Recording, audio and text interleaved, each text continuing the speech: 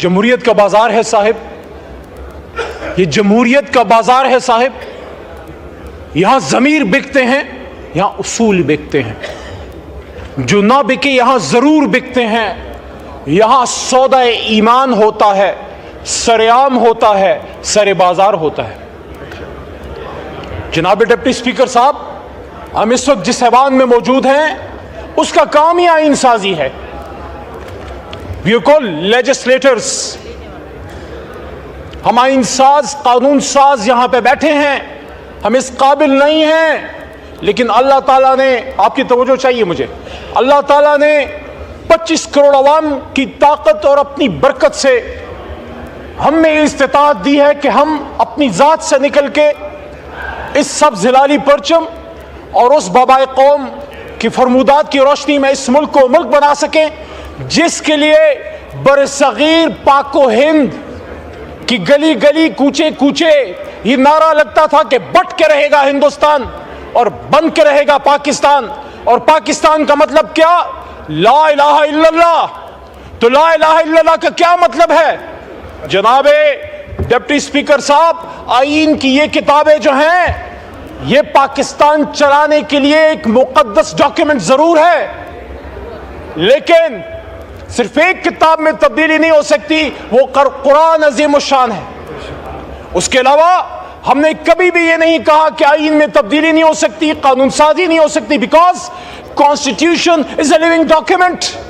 آئین میں تبدیلیاں ہوتی رہیں گی، اس کے ہم خوبصورت سے خوبصورت اور مؤثر سے مؤثر تر بناتے رہیں گے، لیکن جناب ڈپٹی اسپیکر صاحب، آئین کی یہ کتابیں ہماری کسی بہن کے سر کے دوپٹے سے زیادہ قیمتی نہیں ہے۔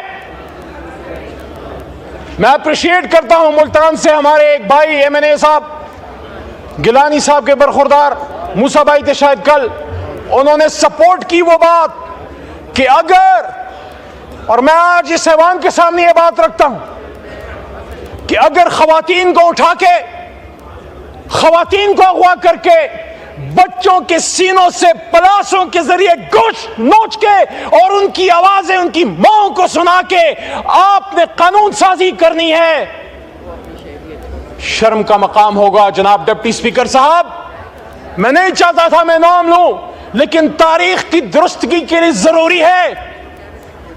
گھر کے سامنے سابق وزیر خارجہ جناب شاہ محمود قریشی صاحب کی بہو، ہماری بہن، میرے چھوٹے بھائی زین قریشی کی گھریلو خاتون وائف کو جب نقاب پوشوں نے اغوا کیا، میرے بھائیوں، میرے دوستوں، آپ اگر اس بات پہ سٹینڈ لے لیتے جب اس ایوان میں آپ کے اور میرے 10 بھائیوں کو اٹھا کے لے گئے رات کو، آج تک 9 ستمبر کی رات تھی وہ، آج ہم 18 اکتوبر کو رو رہے ہیں۔ جناب سابق وزیر اعظم صاحب، راجہ صاحب، بے نظیر صاحبہ کی شہادت صرف آپ کا نقصان نہیں، ہم سب پوری قوم کا نقصان تھا، لیکن آج جب ہم بے نظیر کی شہادت کی بات کرتے ہیں، آپ مجھے بتائیے اس ایوان کے اندر سے جب آپ کے ایم این ایز کو نقاب پوش اٹھا کے لے گئے، اس کیس چل رہا تھا، میرے استاد محترم جو شہید ہو گئے لطیف افریدی لالا، جو پختونوں کی شان تھے، اس بھٹو ریفرنس کیس میں وہ امائکس تھے، اور میں ان کے ساتھ 2011 سے سپریم کورٹ آتا تھا۔ بھٹو صاحب کے اس کیس میں میں ان کے ساتھ وہاں سپریم کورٹ میں آتا تھا، ہمارے سامنے وہ کیس چلا، لیکن پھر نہیں پورا ہو سکا۔ لیکن میں اپریشیٹ کرتا ہوں آج کی سپریم کورٹ کو اور جج صاحبان کو، منصور صاحب اور ان کے ساتھ جتنے ساتھی ان کے ججز ہیں، کہ آج انصاف کرنے کی کوشش کی گئی 50 سال بعد کہ بھٹو صاحب کا ریفرنس جو ہے اس کا فیصلہ کیا گیا کہ وہ فیصلہ غلط تھا، لیکن میں تو اس وقت ایوان میں نہیں تھا، میں تو اس ایوان سے باہر تھا، اور میں نے یہاں پہ کھڑے ہو کے موجودہ وزیر اعظم شہباز شریف صاحب کے سامنے یہ بات رکھی کہ جب سابق وزیر اعظم جناب عمران خان صاحب پہ جانی حملہ وزیر آباد میں ہوا، آپ کا سیاسی اختلاف ہوگا، لیکن کیا آپ کا فرض نہیں تھا بطور وزیر اعظم پاکستان کہ بہت ہو گیا، لیاقت علی خان صاحب، بھٹو صاحب، بے نظیر صاحبہ اور بہت سے، ہم یہ نہیں ہونے دیں گے اور وزیر اعظم کو شہید نہیں ہونے دیں گے۔ عمران خان تو گولی کھا کے، آپ نے کہا کہ 18 اکتوبر کو آپ کے کارکن بے نظیر صاحبہ کے ٹرک پہ وہ گئے اور انہوں نے کوشش کی کہ اپنے لیڈر کو بچا سکیں۔ ان لوگوں کا بھی پتہ کریں جو بے نظیر صاحبہ کو تڑپتا ہوا چھوڑ کے کہیں اور نکل گئے۔ لیکن اسی طرح جب وزیر آباد میں عمران خان صاحب پہ حملہ ہوا، ہمارے کارکن بھی لپ کے اس کنٹینر کی طرف، اور وہ مرد بحران جب باہر نکلا تو اس نے اسی طرح ہاتھ اٹھایا ہوا تھا، بدن پہ گولیاں کھا کے۔ عمران خان ڈرا نہیں تھا، جھکا نہیں تھا، خون نکل رہا تھا بدن سے، لیکن ہاتھ مکہ بلند تھا اسلام کے دشمنوں، پاکستان کے دشمنوں کے خلاف، آپ کے خلاف نہیں۔ یہاں پہ میرا ایک چھوٹا بھائی ہے، اس نے کل فلسطین کے حوالے سے عمران خان صاحب کے بارے میں بات کی۔ جناب ڈپٹی اسپیکر صاحب، وہ اس وقت ایوان کا حصہ نہیں تھے جب یہاں ہم نے 2 OIC کانفرنسز کی۔ یہاں پہ شنگھائی کوآپریشن آرگنائزیشن کا اجلاس ہوا، کامیاب ہوا۔ یہ کامیابی صرف آپ کی نہیں، ہماری بھی ہے۔ یہ کامیابی ریاست پاکستان، حکومت پاکستان، عوام پاکستان کی ہے۔ اسی لیے ہم نے 15 اکتوبر کا اپنا احتجاج مؤخر کیا کہ کوئی یہ نہ کہے باہر کے آنے والے مہمان کہ یہ تو آپس میں مشترک گریبان ہیں، یہ ہمارے ساتھ کیا تعاون کریں گے۔ لیکن ہم وہ بیان نہیں بھولے جناب، جب سابق وزیر خارجہ بلاول صاحب جب اس اپوزیشن میں تھے، اور جب یہی صورتحال تھی اپوزیشن اور حکومت کے بیچ میں، اور انہوں نے یہ بات کی، ہمیں بڑا لوگ کہتے ہیں SCO پہ آپ احتجاج کی بات کرتے تھے، بلاول صاحب آن ریکارڈ ہے جب انہوں نے کہا تھا کہ ہم اسی ایوان میں بیٹھیں گے اور ہم دیکھتے ہیں کہ ہاں وہ ایسی کیسے ہوتی ہے۔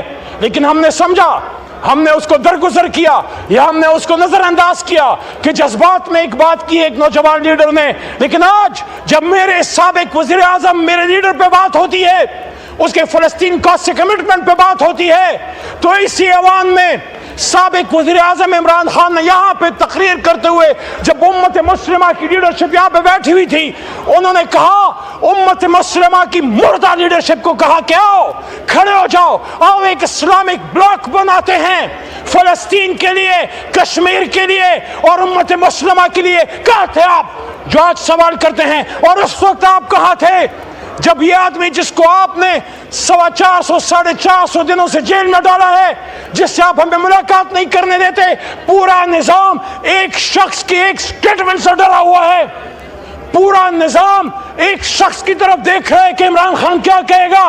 عمران خان نے جو کہنا تھا وہ صہیونیوں، نصرانیوں، یہودیوں اور ان کے گٹھ جوڑ کے بیچ میں یونائٹڈ نیشنز میں ایک بات کی تھی، and we will fight، ہم مقابلہ کریں گے۔ اور یہ بات بنی گالا عمران خان صاحب کو میں نے جناب ڈپٹی اسپیکر صاحب 2022 میں رژیم چینج کے بعد کی کہ خان صاحب یہ بات ٹھیک ہے کہ آزاد خارجہ پالیسی، روس سے تعلقات اور ایبسولوٹلی ناٹ بڑی وجوہات ہیں آپ کی حکومت ختم کرنے کی، لیکن میرے خیال میں سب سے جو بڑی وجہ ہے وہ یہ ہے کہ جب آپ نے صہیونیوں، اسرائیل کے زرخریدوں کے بیچ میں یونائٹڈ نیشنز میں امت مسلمہ کو کھٹا کرنے اور یا کنابل یا کنستعید اور مدنی ریاست کی بات کی، تو اس وقت ان کے کان کھڑے ہو گئے کہ اس آدمی کو ویسے ہی مثال بنانا ہے۔ جب امت مسلمہ سے کوئی لیڈر کھڑا ہوتا ہے، یہ آپ کا میرا مشترکہ درد ہے میرے بھائیوں اور بہنوں، یہ آپ کا میرا مشترکہ درد ہے۔ جب کبھی انور سادات کھڑا ہوا، کرنل قذافی کھڑا ہوا، صدام حسین جب تک امریکہ کے ساتھ تھا ٹھیک تھا، لیکن جب کھڑا ہوا اس کو فارغ کر دیا، قذافی کو فارغ کر دیا۔ شاہ فیصل شہید نے جب تیل بند کیا عرب اسرائیل جنگ میں، جب اس نے فلسطینیوں کا ساتھ دیا، اس کو کس سے مروایا؟ شہید کر دیا۔ صدام حسین کو بڑی عید کے دن پھانسی دینا ایک میسج تھا امت مسلمہ کو۔ وہ ضیاء الحق صاحب جو پاکستان کے لیے ایک کردار انہوں نے ادا کیا، لیکن جب اس روس ٹوٹا اور اس کے بعد اس آدمی نے یہ کہا کہ اب ہم سینٹرل ایشیا میں اسلام کا پرچم لہرائیں گے، اس کے بعد امریکہ نے کیا کہا کہ نہیں یہ ہمارا ایجنڈا نہیں ہے، تو انہوں نے نہیں چھوڑا، چاہے سیاسی ہے چاہے غیر سیاسی ہے، جس نے امت مسلمہ کی بات کی ہے اس کو مار کے چھوڑا۔ بھٹو نے جب نیوکلیر ایسٹس پہ کمپرومائز نہیں کیا، اور رد قادیانیت پہ دستخط کر دیا. اس نے خود کہا تھا مجھے پتا ہے میں اپنے ڈیتھ وارنٹ پہ دستخط کر رہا ہوں, تو انہوں نے نہیں چھوڑا. ہوش کے نہ کھل لو, ہوش کے نہ کھل لو. جب بھی وقت کا کوئی لیڈر پیدا ہوگا امت مسلمہ میں چیلنج کرے گا. جب ٹیپو سلطان پیدا ہوگا وہ کہیں نہ کہیں سے میر جعفر لا کے, میر صادق لا کے پیٹ سے وار کریں گے. یہ عمران خان کے ساتھ ہوا, لیکن وہ خوش قسمت ہے اللہ نے اس کی زندگی لکھی تھی, ورنہ وزیر آباد میں ملک کے دشمن, اسلام کے دشمن, پاکستان کے دشمن اپنا کام کر گئے تھے. تو میرے دوستو آپ آئین سازی کیجئے, لیکن لوگوں کے سروں سے دوپٹے چھین کے نہیں. آپ آئین سازی کیجئے, لیکن فیاض ہمارے ایم این اے ہیں, آپ کے بھی بچے ہوں گے, آپ کے بھی بیٹے ہوں گے. فیاض صاحب کے بیٹے کا اس کے بدن کا گوشت پلاسوں سے کھینچ کے اس کی ماں کو اس کی چیخیں سنائی گئی اور کہا گیا اب بولو اپنے باپ کو, اب بولو اپنے خاوند کو کہ وہ اپنا ووٹ ہمیں دیتا ہے نہیں دیتا, ترمیم کے حق میں دیتا ہے نہیں دیتا. یہ کیسی آئینی ترامیم ہے جس میں ہمیں اس کو اغوا کرنا پڑ رہا ہے؟ یہ کیسی آئینی ترامیم ہے جس میں سعد اللہ بلوچ, وہ کشمیر میں تو نہیں رہتا, مقبوضہ کشمیر میں, سعد اللہ بلوچ جو ایم این اے ہے ہمارے اس معزز ایوان کا, وہ فلسطین میں تو نہیں رہتا, وہ غزہ کا باشندہ نہیں ہے, وہ پاکستان کا اور پاکستان کے دل پنجاب کا باشندہ ہے. اس کی وائف, اس کی بیٹی اور ان کی خالہ کو اٹھا لیا گیا اور تھریٹ کیا گیا کہ آؤ ووٹ کرو ان ترامیم کے حق میں, ورنہ آپ کے ساتھ یہ اور یہ کیا جائے گا. یہ آپ کی ترامیم ہے. آپ سوال کرو بلاول صاحب سے, میاں نواز شریف صاحب سے سوال کریں کہ کیا یہ سب آپ کی مرضی سے ہو رہا ہے؟ راج صاحب یہ کافی نہیں ہے, یہ کافی نہیں ہے کہ آپ یہ کہیں کہ ہم نہیں کر رہے. ہو سکتا ہے آپ نہ کر رہے ہوں, لیکن حکومت آپ کی ہے, حکومت مسلم لیگ نون کی ہے, صدر پاکستان پیپلز پارٹی کا ہے. بڑا عجیب لگتا ہے, بڑا عجیب لگتا ہے آئین بنانے والی جماعت جو اپنے آپ کو آئین بنانے کی دعویدار کہتی ہے اور ووٹ کو عزت دو کی نمبردار مسلم لیگ نون, آپ کے دور میں آئین کے ساتھ, بنیادی انسانی حقوق کے ساتھ یہ کھلواڑ ہو رہا ہے. آپ مجھے بتائیں کیا آپ پاکستان کی تاریخ کے سامنے سرخرو ہوں گے آج جو سپریم کورٹ پہ حملہ ہے, آج جو جناب ڈپٹی اسپیکر صاحب توجہ کیجئے, آج جو چیف جسٹس آف پاکستان پہ حملہ ہے, یہ تو وہی چیف جسٹس کی کرسی ہے. بڑا شہید بی بی کی بات کرتے ہیں, صرف قربانیوں کو ہم نے کیش نہیں کرنا, ان کے قربانیوں کا جو ماخذ ہے, اس کا جو اصل ہے, اس پہ عمل کرنا ہے. شہید بی بی نے اپنی شہادت سے پہلے کہا تھا اپنے چیف جسٹس کے گھر پہ پاکستان کا جھنڈا لہراؤں گی. میاں صاحب خود نکلے تھے, لانگ مارچ کیا تھا چیف جسٹس صاحب کے لیے اور سپریم کورٹ کے لیے. قاضی حسین احمد صاحب نے قربانی دی اور ہمارے لیڈر عمران خان صاحب نے جیل کاٹی آزاد سپریم کورٹ کے لیے. تو جناب ڈپٹی اسپیکر صاحب, جب اتنی قربانیوں سے ہم نے اپنے سپریم کورٹ کو مضبوط کیا, چیف جسٹس کو توانا کیا, اس کی کرسی کو تگڑا کیا, آپ پھر کیوں اپنی باتوں سے پیچھے ہٹ رہے ہیں؟ آپ کیوں پھر سپریم کورٹ پہ حملہ آور ہو رہے ہیں یا اپنا کندھا دے رہے ہیں؟ کیا ایک ملک میں دو وزیر اعظم ہو سکتے؟ کیا ایک ملک میں دو آرمی چیف ہو سکتے؟ کہ ایک جماعت میں دو چیئرمین اعظم ایک ہوتا ہے, آرمی چیف ایک ہوتا ہے؟ تو پھر چیف جسٹس دو کیوں؟ آپ کو ایسی سپریم کورٹ کیوں چاہیے جو آپ کے سامنے لیٹ جائے؟ آپ کو ایسا قاضی قضات کیوں چاہیے جو آپ کے سامنے ہاتھ جوڑ کے کھڑا ہو؟ آپ اپنی آئینی ترامیم تو پڑھیے. میں خود اس پارلیمنٹری کمیٹی کا ممبر ہوں, 2018 سے ممبر ہوں. اس میں 8 ممبران ہیں, 4 حکومت کے, 4 اپوزیشن کے. جب آپ نے جناب ڈپٹی اسپیکر صاحب, جب آپ یہ قانون سازی کی کوشش کر رہے ہیں کہ پارلیمنٹری کمیٹی آن ججز میں آپ حکومت اور اپوزیشن کی تعداد میں فرق ڈال کے حکومت کی تعداد بڑھا رہے ہیں, تو آپ بیسیکلی کیا کر رہے ہیں؟ جو حکومتی ممبران ہوں گے وہ اپنی حکومت کی لان ٹو کریں گے. آپ بیسیکلی چیف جسٹس کو ملک کے وزیر اعظم چاہے وہ کوئی بھی ہو اس کے آگے سبسروینٹ کر رہے ہیں. اگر وزیر اعظم پاکستان چیف جسٹس کو نامنیٹ کرے گا تو اسلام کا کانسیپٹ ہے قاضی علی السلطان, قاضی سلطان کے اوپر طاقتور ہوتا ہے, وہ ہر کسی سے پوچھ سکتا ہے. جب آپ اس کے طریقہ انتخاب کو چینج کر رہے ہیں, آپ بیسیکلی کانسٹیٹیوشن کے گرنڈوں کو چھیڑ رہے ہیں, بنیادوں کو چھیڑ رہے ہیں. हमारा आईन पाकिस्तान सेपरेशन ऑफ पावर्स के कॉन्सेप्ट पे मुश्तमिल है। आजाद अदलिया, आजाद मुकन्निना और आजाद इंतजामिया। लेकिन जब आपने 19 बैलेंस छेड़ दिया तो आज तो आपको अपनी मर्जी का कोई चीफ जस्टिस मिल जाएगा, लेकिन कल को फिर कोई और मौलवी मुश्ताक उधर से पैदा होके किसी और भुट्टो को टांगेगा। क्या आप तारीख में जवाब दे सकोगे? क्या आप सुखरू हो सकोगे जो आप सुप्रीम कोर्ट को हुकूमत वक्त की पांव की ज्योति बनाना चाह रहे हैं? मेरे दोस्तों, मेरे भाइयों, हमारे दीन का कॉन्सेप्ट है, काजी सवाल करता है, उसके पास इख्तियार है। 184(3) सू मोटो, उस पे हमला है। क्यों हमला है? क्योंकि 8 फरवरी के इलेक्शन में जो डाका पड़ा उस पे हमारी पिटीशन सुप्रीम कोर्ट में मौजूद है और उसको 184(3) के तहत चीफ जस्टिस जो भी आता है उठा सकता है। आप चाहते हैं कि जो भी नया चीफ जस्टिस आता है उसके आने से पहले ये इख्तियार ले लो और चीफ जस्टिस के अपॉइंटमेंट का इख्तियार चीफ जस्टिस ऑफ पाकिस्तान का वज़ीर आज़म पाकिस्तान को दे दो। और साथ में आईनी कोर्ट, कौन सी आईनी कोर्ट, किस लिए आईनी कोर्ट, किस तरह की आईनी कोर्ट? आप मुझे बताइए, 2008 से 2013 तक आसिफ अली जरदारी साहब सदर पाकिस्तान नहीं थे? राजा साहब जब भी गुफ्तगू फरमा रहे थे, साबिक वज़ीर आज़म, आप वज़ीर आज़म नहीं थे? उसके बाद मियाँ साहब 13 से 18 तक वज़ीर आज़म नहीं थे। बीच में शाहिद खाकान साहब आ गए और उसके बाद 16 महीने फिर आप इकट्ठे थे। शहबाज शरीफ साहब वज़ीर आज़म, बिलावल साहब उनके साथ वज़ीर खारजा। तब तो आपको आईनी तरामीम का दौरा नहीं पड़ा, तब तो आपको बेनज़ीर भुट्टो साहिबा से अपनी कमिटमेंट याद नहीं आई, तब तो आपको भुट्टो साहब की कुर्बानी याद नहीं आई कि एक जज ने उनके साथ क्या किया। और जिस जज ने आपको इंसाफ दिया, इतनी तो मोहसिन कुछ ना बने, इतनी तो रवादारी, इतनी तो हया रखें कि जो शख्स 50 साल बाद आपको इंसाफ दे गया, आप उसके इंसाफ से इतना डरते हैं। क्यों? आपको अपनी मर्जी का इंसाफ चाहिए। 50 साल बाद अगर भुट्टो को इंसाफ मिल गया तो पिछले साल का इंसाफ नहीं होना चाहिए। और ये किसने कहा है कि जो आ रहा है वो किसी को इंसाफ देगा? इंसाफ तो रब करीम देगा। मैं आपसे ये कह रहा हूं, खुदारा आप आईनी तरामीम लाइए, हम उसके लिए बात करने के लिए तैयार है, लेकिन इस सवाल में लाइए, अंधेर कमरों में नहीं, किसी की मर्जी मंशा पे नहीं।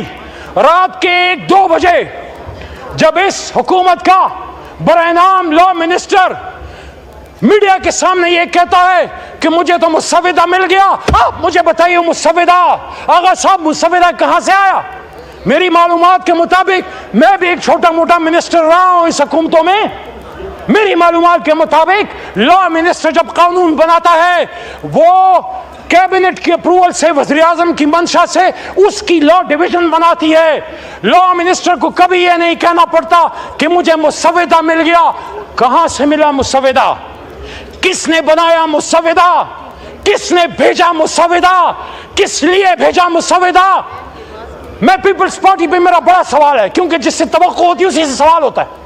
आप कहते हैं हमने आईने पाकिस्तान बनाया, बिलावल साहब आज नहीं है, वरना मैं मोहतरम बिलावल साहब से पूछता कि और तो कोई करे तो करे, आपकी जमात, भुट्टो साहब की जमात कैसे आर्टिकल 8 में चेंज कर सकती है? फंडामेंटल राइट्स को कैसे आप चेंज कर सकते हैं? मिलिट्री कोर्ट्स के हक में कैसे आप बात कर सकते हैं? बुनियादी इंसानी हकूक में आप चेंज कैसे कर सकते हैं? मेरे भाइयों और दोस्तों, कुरान में अल्लाह फरमाते वअम्रुहुम शूरा बैनहुम, और मोमिनीन को जब कोई मसला होता है तो आपस में शूरा करते हैं। ये शूरा को शूरायत का इख्तियार दो।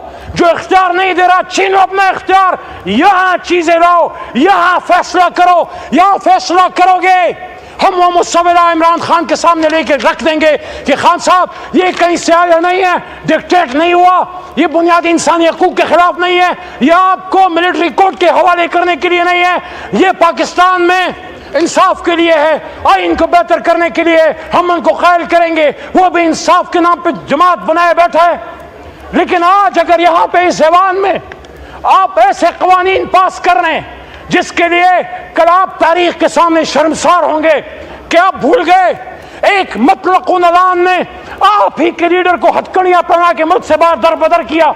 ہاں میرا لیڈر در بدر ہونے کے لیے تیار نہیں ہے، وہ کھڑا ہے، وہ ڈیل نہیں لے رہا، وہ کہتا ہے میں کھڑا ہوں، میں نہیں جاؤں گا، ملک چھوڑ کے نہیں جاؤں گا، لیکن کچھ لوگوں کو چھوڑ کے جانا پڑتا ہے، کچھ گئے ہیں، میں برا نہیں کہتا، ماضی میں بہت سی لیڈرشپ جلا وطن بھی ہوئی ہے، لیکن جو آپ کے ساتھ ہوا ہے آپ وہی گڑھا پھر کھود رہے ہو. یاد رکھنا جو بوتے ہو وہ کاٹو گے. آج جو کرو گے یہ دنیا مکافات عمل کی جگہ ہے. آج آپ عمران خان صاحب کو ٹانگنے کے لیے، ان کو ملٹری کورٹ کے حوالے کرنے کے لیے کسی کی خواہشات پوری کر رہے ہیں. یہ آئینی ترامیم جس طریقے سے پاس کرنے کی کوشش کی جا رہی ہے، اغوا کر کے، ابڈکٹ کر کے، خواتین کو اٹھا کے، صرف شہریار آفریدی کی وائف اور ان کی بیٹیاں، ان کو اٹھانا کافی نہیں تھا جو آپ نے وہ سلسلہ آج بھی رکھا. اگر آپ اس طریقے سے کریں گے تو میں بصد احترام کہوں گا جناب ڈپٹی اسپیکر صاحب کہ یہ آئینی ترامیم نہیں، یہ غیر آئینی ترامیم ہے، یہ غیر آئینی ترامیم ہے. آپ کھڑے ہو جائیں اور ڈیمانڈ کریں کیا وہ بات کرتے ہیں، لیکن یا ہم سے بات کر لو یا ہم سے لڑ لو. یہ کیسے ہو سکتا ہے کہ دن کی روشنی میں تو اسپیشل کمیٹی بیٹھے، وہ عمر ایوب، صاحبزادہ حامد رضا، بیرسٹر گوہر یا عامر ڈوگر سے بات کرے، اور رات کی تاریکی میں آپ ہماری ماں بہنیں اٹھا لیں. یاد رکھنا عزت سے اوپر کوئی چیز نہیں ہے. عزت پہ حرف آئے گی تو پھر آئین قانون پیچھے رہ جائے گا. اس ملک میں بہت برا حال خدا نخواستہ ہو جائے گا. آپ دیکھ لیں بلوچستان میں کیا ہو رہا ہے، آپ دیکھ لیں فاٹا ٹرائبل بیلٹ میں کیا ہو رہا ہے، پشتون کیا بات کر رہے ہیں، بلوچ کیا بات کر رہے ہیں. اس وقت صرف تحریک انصاف اور کسی اتغاب کی جماعتیں بھی، ایک زمانے میں پیپلز پارٹی ملک کی بڑی جماعت ہوا کرتی تھی، یہ بڑی جماعتیں خاص کر پی ٹی آئی کشمیر میں ہے، جی بی میں ہے، سندھ میں ہے، کراچی میں ہے، بلوچستان میں ہے، پنجاب میں ہے، اسلام آباد میں اور خیبر پختونخوا میں ہماری جماعتیں، بڑی وفاقی جماعتیں علاقائی تعصب کو بڑھنے نہیں دیتی. بلوچ، پنجابی، سندھی، پٹھان کے نام پہ سیاست کرنے نہیں دیتی. یہ جماعتیں نسل کی امتیاز سے اوپر اٹھ کے پاکستانیت اور جناح کے نام پہ سیاست کرتی ہیں.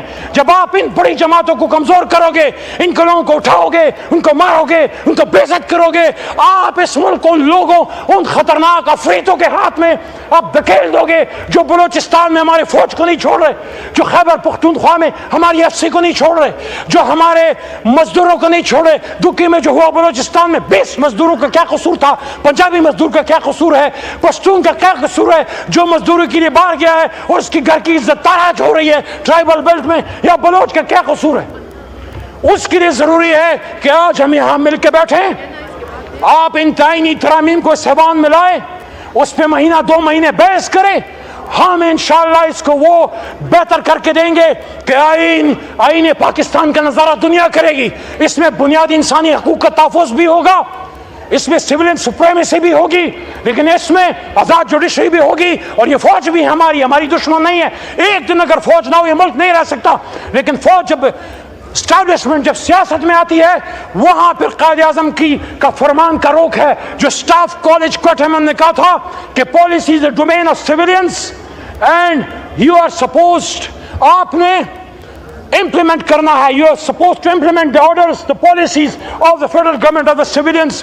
پالیسی ہم نے بنانی ہے، مل کے پاکستان کو مضبوط کرنا ہے. لیکن اگر یہ نہیں کرو گے اغوا کاری جاری رہے گی، ابڈکشن جاری رہے گی، ڈس اپیئرنس جاری رہے گی. آج یہ پورے ایوان میں پیچھے دیکھ لیں، آپ تو بیٹھے، یہ میرے پیچھے پورا ایوان خالی ہے. آج جناب ڈپٹی اسپیکر صاحب دہشت گرد کھلے پھر رہے، قاتل کھلے پھر رہے، ڈاکو کھلے پھر رہے، لیکن ایمنیز اپنی جان بچاتے پھر رہے. یہ کرسیوں پہ آپ کے بھائی بہن بیٹھا کرتے تھے اور پھر آئیں گے انشاءاللہ. لیکن آپ سوال تو کیجئے یہ کیا وجوہات ہیں؟ اگر آئینی ترامیم اتنی اچھی ہیں، پاکستان کے لیے بہتر ہیں، تو ان کو اغوا کیوں کرنا پڑ رہا ہے؟ ان کے ضمیر کیوں خریدنے پڑ رہے ہیں؟ ان کی بیٹیاں کیوں اٹھانی پڑ رہی ہیں؟ ان کے بچوں کے گوشت کو کیوں نوچا جا رہا ہے؟ یہ آپ کسی کے بدن کے گوشت کو نہیں نوچ رہے، آپ سیاست کے اس مردہ ضمیر بدن کو مزید تاریک کر رہے ہیں. آپ مت نوچنے دو سیاست کے اس چہرے کو، مزید جتنا نوچ چکے وہ کافی ہے، اور شہادتیں مت دینے دو اور پاکستان کو تباہ مت ہونے دو. آخری بات، اے چاند یہاں نہ نکلا کر، یہاں الٹی گنگا بہتی ہے. اے چاند یہاں نہ نکلا کر، یہاں الٹی گنگا بہتی ہے. اس دیش میں اندھے حاکم ہیں، نہ ڈرتے ہیں، نہ نادم ہیں، نہ لوگوں کے وہ خادم ہیں۔ ہاں ہے اس دیش میں کاروبار بہت، ہاں اس دیش میں کاروبار بہت، اس دیش میں گردے بکتے ہیں، اس دیش میں گردے بکتے ہیں۔ کچھ لوگ ہیں علی شان بہت اور کچھ کا مقصد روٹی ہے، اے چاند یہ ہندا نکلا کر، لیکن ہم مایوس نہیں ہیں، ہم اپنے اللہ پہ ہمیں یقین ہے، ہمیں یقین ہے جس قوم نے ہم نے بھیجا ہے ہمیں بڑی طاقت ہے، ہمیں بڑی جستجو ہے، ہمیں بڑا حوصلہ ہے۔ انشاءاللہ عمران خان نکلے گا، آئے گا، اور جو میں نے بات کی تھی عوام کی طاقت سے اس کرسی پہ ایک بار پھر بیٹھے گا، لیکن وہ تب ہوگا اور پاکستان میں جمہوریت تب مضبوط ہوگی جب ہم ایک دوسرے کو اغوا کرنا، بلیک میل کرنا، عزت تاراج کرنا اگر ہماری طرف سے ہوا ہے وہ بھی غلط ہے، اگر ہماری طرف سے کسی کا دروازہ توڑا گیا وہ بھی غلط ہے، اگر ہماری طرف سے ہماری حکومت میں رات کو کسی کو اٹھایا گیا وہ بھی غلط ہے۔ لیکن آج آئین سازی کے نام پہ جو پاکستانی لیڈرشپ، پاکستانی عوام کا مذاق اڑایا جا رہا ہے، میں سمجھتا ہوں پوری دنیا کے سامنے ہمارا چہرہ شرم سے شرمسار ہے کہ آج پاکستان میں آئین سازی کی بات ہو رہی ہے ڈپٹی اسپیکر صاحب، اور آدھا ایوان خالی ہے۔ بہت شکریہ۔ پاکستان زندہ باد، پاکستان کی جمہوریت، پاکستان کے عوام، شکریہ۔ اور عمران خان پائندہ باد۔